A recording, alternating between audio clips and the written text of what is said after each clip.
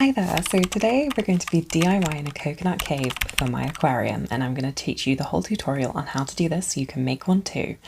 So my inspiration for this came from some absolutely gorgeous ones that I found on Pinterest. Look how cute they are, the fish love them as well. And this was also inspired by the fact that I found babies in my tank. I thought my fish were just fat, but it turns out they actually were pregnant. So here we have some little baby fish, as you can see, swimming around, and I want to provide some shelter for them. So even more of a reason to go ahead with these coconut caves. So what are we gonna do? What's the plan for the day? So first we're gonna obtain a coconut, then drill cave holes and clean the coconut, and then the fish get to enjoy the coconut. So I've been scouring the supermarkets looking for coconuts, and oh my gosh, they finally have them. So today is the day. Only £1 as well on Club Card. So let's grab a coconut and let's get started.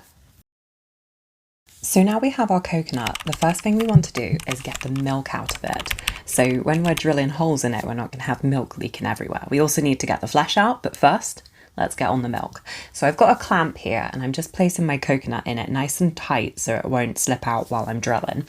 And as you can see on the coconut, there's 3 holes at the top. And essentially 2 of these are really hard and difficult to drill for, which I learned the hard way, and one of them is nice and soft, and this one's the really easy one to get the milk out of. So you want to drill through these. I'm trying to drill through a couple as we're going to make air holes in the coconut as well. But once you've got one of the holes drilled through, what you want to do is then get your coconut and get a mug or container of some sort. I've got this cute cat one, and we're just going to tip it upside down and try get the milk out. You might have to give it a little bit of a shake because it doesn't always come out super easy. That drill hole can also be a little bit tight, so you might have to wedge it open with something at some point. But yeah, you can just leave it to drain. You might not be able to get it all out though without wedging something in there. So I've just got a straw here, which I'm going to use to ease in. And you can also just drink straight out of your coconut like that, which is quite a vibe. So now that we've got the coconut milk out, we want to drill the cave hole. So this is where the fish are going to enter the cave, and it's just going to be the most aesthetic part. So I've got a drill bit set here, and I've got these round drill bits, and I feel like this is a good size for the cave, so you can kind of visualize how it's going to look here. I think at the front is the best, the top looks a little bit odd, so I'm going to drill there. And this drill bit's perfectly round, so it's going to give us a really aesthetic looking coconut cave. So yeah, that's what we're going to go with. So here it's got a little drill bit at the top that you have to drill into the coconut first, and this secures the round bit on the coconut. So you want to be able to get that hole in, that first hole in, and then that circular bit can also grip the coconut and get in there too. I was struggling with the original drill bit I had though, so I decided to get a different one which is shaped for drilling into wood, because coconuts are wood, which I don't think I really realised before, but yeah, they're solid wood. They're really hard to drill into. But once I got that pivot hole in there, it was really easy to get my drill bit on. But then getting the circular bit to rotate as well was also a challenge. The clamp literally came loose from this. It was too intense. I don't know if that's just because I have a bad clamp, but yeah, I just ended up holding the coconut and drilling. And oh my gosh, this took a long time. So let me run you through a long-winded drilling session that I had that's severely sped up because this took a few hours. But you can see here that I managed to get the circular shape in there, and it was starting to get into the wood finally after a very long time. And here I needed to make sure to keep twisting it to the sides because the coconut's round. It meant the circular drill bit wasn't quite gripping everything. So unlike on a flat surface, you have to rotate it slightly. As you can see, I'm getting a lot more progress here, and you can see how it's solid wood, but the shape that's coming through is really nice, and it's quite cute with the little hole in the middle as well. But yeah, it was just a matter of grinding away and just keep going. I think here I just broke the flesh, and I was so excited to finally be in the flesh. You felt like a little bit of that softness of the coconut, and it just made it so much easier to get that drill bit in. And you can see it's like going in there a lot deeper, and I'm getting some coconut flesh on my drill bit now, which is a really good sign. But it's just twisting, turning, and making sure all those sides were done. And then finally I got a little screwdriver to try ease it out because it was just really difficult to drill the last bits. And eventually I managed to pull it off and we got into the coconut. I don't know how people actually get into normal coconuts. I think because I made a small hole, it was a lot harder for me. But look at this little door that I have now. I don't know if I'm going to be able to attach it well, but if it had like hinges, I don't know if they would work underwater, but maybe if you're just doing a like terrarium coconut, you could do it. But now just quick clean up and then we're ready for the next stage. So now we want to look at removing that meat from the coconut so that A, we can eat it, and also B, we can make our cave look really pretty and also not have to worry about any bacteria issues in the fish tank.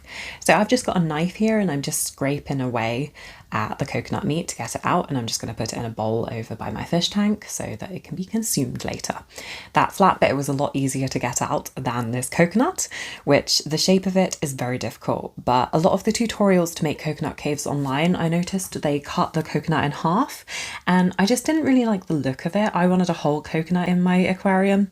I just think it's a better vibe, so it was kind of worth the struggle here. I've seen some tutorials where people froze the coconut and then poured boiling water on it to detach the meat from the shell, which probably would have helped, but I don't know given my shape. So I just committed to it and scraped away, and eventually we did get there. And then finally, we're going to need to sanitize the coconut for the aquarium, because the shell itself can also have bacteria that can mess with the aquarium's water. So here it is, the fully scraped out coconut. I absolutely love it. Like, you can fully see the cave aesthetic going on already. It's so beautiful. So to sanitize it, I'm just going to turn on my hob and we're going to boil it in some water. So get a pan of water, pop that on the hob, leave it to boil, and then you want to get your coconut and take off any of the spare husks from it, just so that they're removed. They just don't look as aesthetic. And then once you've done, you can just pop it into your boiling water and you just leave it to boil. And don't forget the lid. I don't know what I'm going to do with the lid yet, but I'm just going to sanitize it anyway. So let's go. So here's the water boiling, and you can see the liquid's gone brown, and that's from all the tannins that were released from the coconut husk. So we've essentially got that in the pan now instead of our aquarium, which is definitely a good thing. You can also see here that I overfilled the pan a little bit, and it led to the bubbling coming over and creating that fire beneath, which isn't ideal, but it kind of still works. But yeah, ideally maybe use a bigger pan so you don't have this issue. But yeah, just leaving it to boil a little bit longer, and I made a coffee in the meantime too, because it's quite a long time to wait for it to boil. I boiled it for about 10 minutes here, just to make sure that we were fully getting rid of all of that stuff in the coconut and it wasn't going to damage any of my aquatic life. So I would probably recommend to do it for around 10 minutes as well. And then you just want to leave it to cool.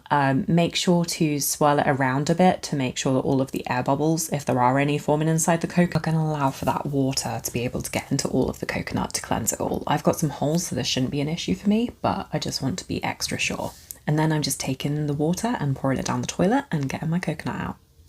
Now that our coconut was all sanitized and dry, I wanted to drill some additional water holes just so that the water could flow through it. And this essentially means that there won't be any bad water buildup in the coconut. So this is kind of an optional step, but I did see that people had recommended drilling lots of holes all over the coconut so that water could flow through it.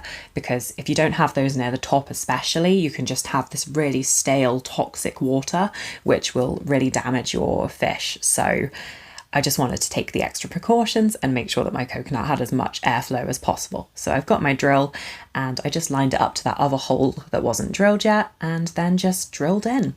This was actually so much easier than drilling before. I don't know if it's just the coconut meat and the fact that it's now hollow, or it could also just be the fact that it was cooked. But this was a lot easier than drilling earlier. It just went straight through, and yeah, now we've got an extra air hole, and I kind of like the aesthetic of the 3 holes. I decided it wasn't quite big enough, so I just wiggled my drill in it a little bit just to make sure that it was an extra sturdy hole. And then, yeah, that's our finished coconut cave that's sanitized. He's got his 3 holes, and if I must say myself, it's looking fabulous. And we even have the little door, which it would be really cute if I could put it up here, but it does block the air holes, but I kind of like the aesthetic.